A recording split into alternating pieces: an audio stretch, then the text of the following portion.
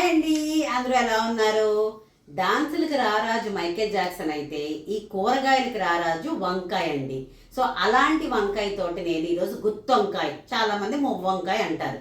So ఆ గుత్తొంకాయ ఎలా వండుకోవాలో నాతో పాటు చూసేద్దరు, వచ్చేసేయండి. ఈ మువ్వంకాయ లేకపోతే గుత్తొంకాయ కూర వండడానికి కావలసిన పదార్థాలు ఇలాగ నీలం నీటి వంకాయలండి. ఒకవేళ ఇది లేకపోతే తెల్ల వంకాయలైనా పర్వాలేదు. అలాగే వెల్లుల్లిపాయలు, పచ్చి కొబ్బరి ముక్కలు, పచ్చిమిరపకాయలు, జీడిపప్పు, ధనియాలు, జీలకర్ర, గసగసాలు, తగినంత సాల్ట్, పచ్చిమిరపకాయల కారంతో పాటు ఎండు కారం అంటే ఎంటీఆర్ ఆశీర్వాద కారం, మనకు సరిపడంత కారం, అలాగే లైట్గా పసుపు, నిమ్మకాయ అంత చింతపండు అండి. జస్ట్ చిన్న పిసర పులుపు తగిలితే బాగుంటుంది. సో చింతపండును నేను లైట్గా వాటర్ వేసి నానబెట్టుకున్నాను. ఆవాలు, కరివేపాకు, ఉల్లిపాయలు 2 ఉల్లిపాయలు చాప్ చేసి ఉంచుకున్నానండి. అండ్ కొత్తిమీర, అలాగే వంకాయలకి కొంచెం నూనె ఎక్కువ పడుతుందండి. అలాగని పోసేయక్కర్లేదు. రెగ్యులర్ కర్రీ కన్నా వంకాయకి 1 చెంచా ఎక్స్ట్రా పడుతుంది. ఇవేనండి సింపుల్ ఇంగ్రీడియంట్స్. ఈ వంకాయల్లోకి కూరుకోవడానికి స్టఫింగ్ రెడీ చేసుకుందామండి. దానికోసం నేను ఒక చిన్న మూకుడు పెట్టుకున్నాను. అది కొంచెం వేడెక్కిన తర్వాత లైట్గా ఆయిల్ వేసి కొంచెం వేడెక్కించాలండి. దీనికి జస్ట్ ఇవన్నీ వేయించుకోవడానికి ఇక్కడ ఆయిల్ తక్కువే పడుతుంది. అందుకని ఇది కొంచెం వేడెక్కిన తర్వాత ఫస్ట్ ధనియాలు వేసుకుంటామండి. ధనియాలు కొంచెం ఇట్లాగా లైట్ కలర్ మారేదాకా వేయించుకుంటామండి. జీలకర్ర, ఇవి కొంచెం వేగాక జీడిపప్పు, అవి కొంచెం కలర్ మారాక ఆవాలు మనం ఇందాక చూపించుకున్న దాంట్లో కొంచెం వేసుకుంటామండి. కొంచెం తర్వాత మళ్ళీ పోపులోకి వేసుకుంటాము. జస్ట్ లైట్గా ఆవఘాటు తగలడానికి నామక ఆవాలన్నమాట. ఆ తర్వాత గసగసాలు, ఇది కూడా కొంచెం లైట్గా కలర్ మారే వరకు వేయించుకోవాలండి. ఆ తర్వాత పచ్చిమిరపకాయలు, ఇక్కడ నేను 4 వేసుకున్నానండి. మీకు పచ్చిమిర్చి ఘాటు ఎక్కువ ఉండాలి, ఎండు కారం ఘాటు తక్కువ ఉండాలంటే ఇంకొక 2 పచ్చిమిరపకాయలు ఇక్కడ వేసుకొని కారం అక్కడ అంటే ఎండు కారం తక్కువ వేసుకోండి. ఇది మీ ఆప్షన్ అండి, మీ ఇష్టము. అవి కొంచెం వేగాక పచ్చి కొబ్బరి ముక్కలు, చూసారు కదా కొబ్బరి ముక్క కూడా లైట్గా రంగు మారాక వెల్లుల్లిపాయలండి, ఇవి కూడా వేసుకొని మళ్ళీ లైట్గా కలర్ మారేదాకా వేయించుకోవాలన్నమాట. అంటే బేసికల్గా పచ్చి వాసనలు పోయేదాకా వేయించుకోవాలండి. ఇక లాస్ట్లో కొత్తిమీర అండి, ఇది కూడా మొత్తం కింద మీద ఒకసారి కలిపేసి దగ్గరుండి మగ్గించుకోవాలండి. నేను వేసుకున్న కొత్తిమీరలో పెద్దగా కాడలు లేవండి, ఎందుకంటే నేను కొత్తిమీర ఆర్డర్ పెట్టుకున్నప్పుడు రూట్స్ లేనివి పెట్టుకున్నాను, అంటే క్లీన్డ్ రూట్స్ ఉన్నవి పెట్టుకున్నాను. అంటే కొంచెం హడావుడి వంటలు కదండి. కానీ ఈ కూరకి కాడలు ఉంటే ఇంకా మంచి టేస్ట్ అండి. వీలైతే మీ దగ్గర కొత్తిమీరకి కాడలు ఉంటే కనుక అవి కూడా వేసుకోండి, ఓన్లీ ఆకులే కాకుండా. చక్కగా అన్నీ మంచిగా లైట్గా కలర్ మారి పచ్చివాసనలు అయితే పోయాయండి. నేను ఇప్పుడు ఇది స్టవ్ ఆఫ్ చేసేసుకుంటున్నాను. స్టవ్ ఆఫ్ చేసుకున్న తర్వాత బాగా చల్లారాలండి. చాలా బాగా చల్లారిపోయింది. దీన్ని మనం ఇప్పుడు మిక్సీలోకి వేసేసుకుందాం.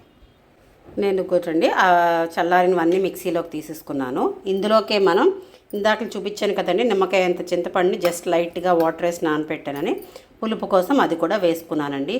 అస్సలు పులుపు అంటే మాకు పడదు అనుకున్న వాళ్ళు ఇది స్కిప్ చేసేసుకోండి. అలాగే లైట్గా పసుపు అండి.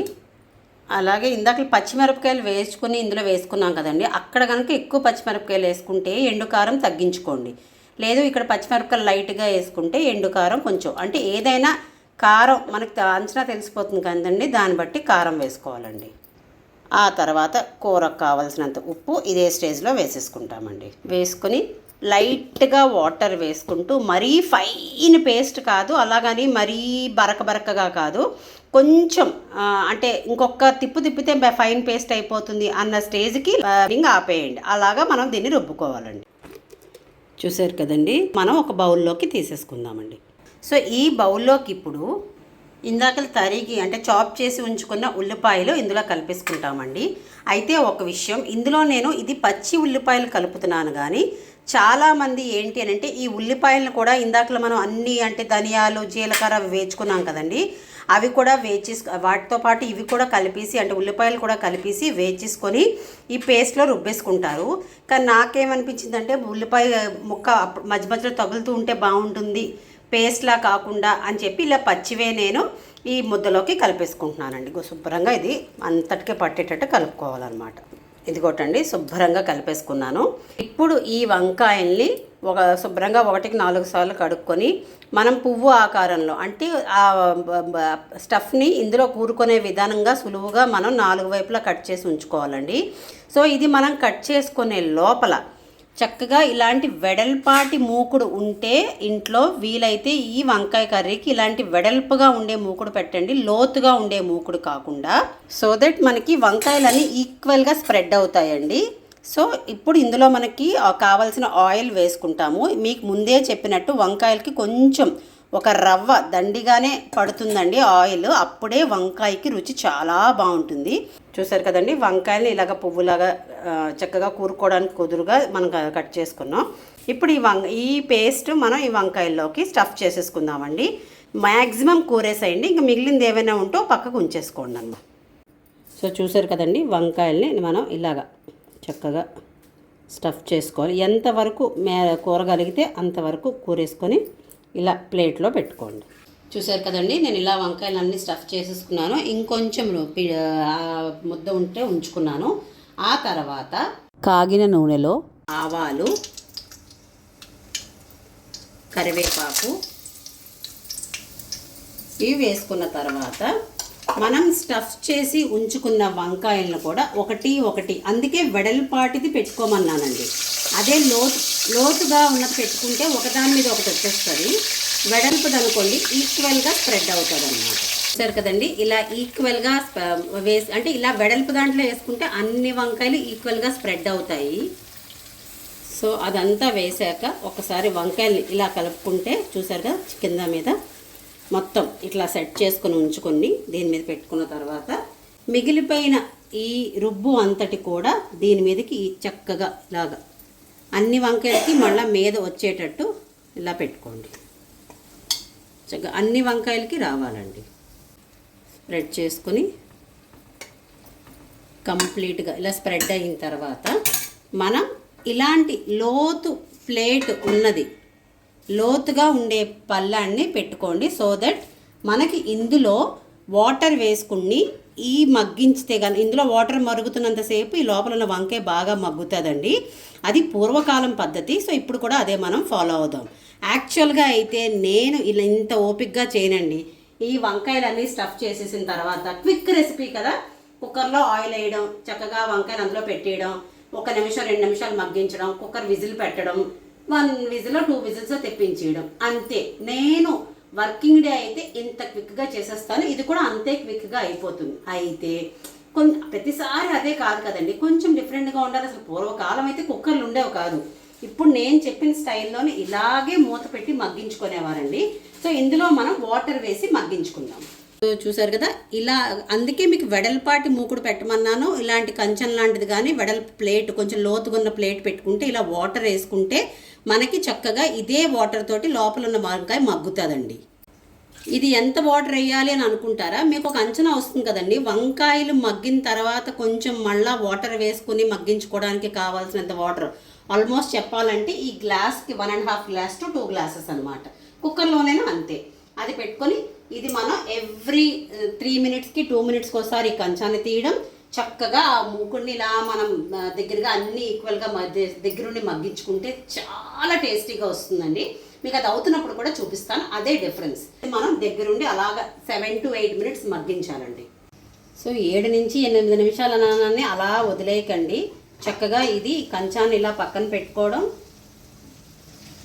ఈ వంకాయల్ని మనం ఇట్లా కిందకి మీదకి కదిపీకండి. జస్ట్ నూనెలోనే మగ్గించుకోవాలండి ఇనీషియల్గా అయితే. ఆ తర్వాత మనం పైన వాటర్ వేసుకుందాము కానండి. చక్కగా చూసారు కదా, అసలు ఇల్లు అంతా గుమ్మగుమ్మలు వచ్చేస్తున్నదండి. మనం దగ్గరుండి మగ్గించుకుంటే ఒక టేస్ట్. కాకపోతే మరి నాకు టైములు చాలా కదండి, వంటలు ఉద్యోగాలు అంటే కొంచెం కష్టం. సో ఇలాగ మళ్ళీ దీని మీదకి ఆ మూత పెట్టేసుకోవడమే. సరే కదా, మళ్ళీ మూత పెట్టేసుకోవడం. అలా ఎవ్రీ 2 మినిట్స్కి 3 మినిట్స్కి ఒకసారి కలుపుకుంటూ ఒక 7 to 8 మినిట్స్కి మంచిగా ఒక హాఫ్ ఆల్మోస్ట్ మగ్గిపోతాయండి. చూసారు కదండి, మరొకసారి మళ్ళీ మనం కలుపుకుందాం. ఎవ్రీ 2-3 మినిట్స్కి అలా కలుపుకుంటేనే చక్కగా చూసారు కదండి నూనెలో భలే తేలుతూ ఎంత బాగా మగ్గుతున్నాయో ఇప్పుడు చూసారు కదండి. ఇట్లా ఎంత బాగా మగ్గుతున్నాయో నిజం చెప్తున్నానండి. నేనేదో చేస్తున్నాను వంట అని కాదు, కానీ భలే ఉన్నదండి అసలు అరోమా అయితే మాత్రం.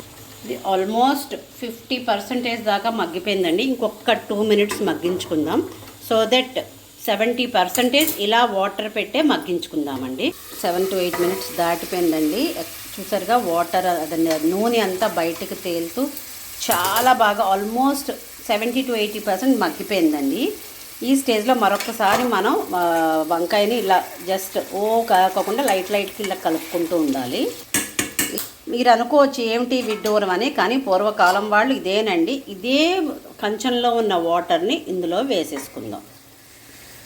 ఇది నచ్చుకోరు కొంతమంది, కానీ పూర్వకాలం వాళ్ళు ఇలాగే చేసేవారండి. ఇప్పుడు ఇంకా మూత అదే లైక్ వాటర్ లేకుండానే మూత పెట్టేసి ఆ మిగిలిన 30% చక్కగా మీడియం టు హై ఫ్లేమ్, ఇంతవరకు లో టు మీడియంలో మగ్గించుకున్నాం కదండి. ఇప్పుడు మీడియం టు హై ఫ్లేమ్లో చక్కగా మిగతా 30% మగ్గించేసుకుంటే ఆ నూనె తేలుతూ సూపర్ టేస్టీగా అయితే రెడీ అయిపోతుందండి. సో అది పెట్టిన తర్వాత ఆల్మోస్ట్ ఒక 3 to 5 మినిట్స్ తర్వాత చూసారు కదండి. కూర అయితే భలే మగ్గిపోయి నూనె ఎలా బయటికి తేలిందో అలా తేలితేనే వంకాయ రుచి ఉంటుందండి. ఒక్కసారి ఇలా కలుపుకొని చూసుకుని అంతేనండి. యమ్మీ గుత్తి వంకాయ కూర అయితే రెడీ అయిపోయింది. నేనైతే స్టవ్ ఆఫ్ చేసేస్తున్నానండి. ఒక పక్క ప్యారలల్గా నేనైతే గోంగూర పప్పు చేసుకున్నాను, అలాగే రైస్ కూడా పెట్టేసుకున్నానండి. గుత్తి వంకాయ కూర అయితే రెడీ అయిపోయింది. గుత్తి వంకాయలో కూడా చాలా వెరైటీస్ ఉంటాయండి. ప్రస్తుతానికి ఇది ఒక వెరైటీ. ఈ వీడియో కనుక మీకు నచ్చితే please do like, share and subscribe to ultimate Usha.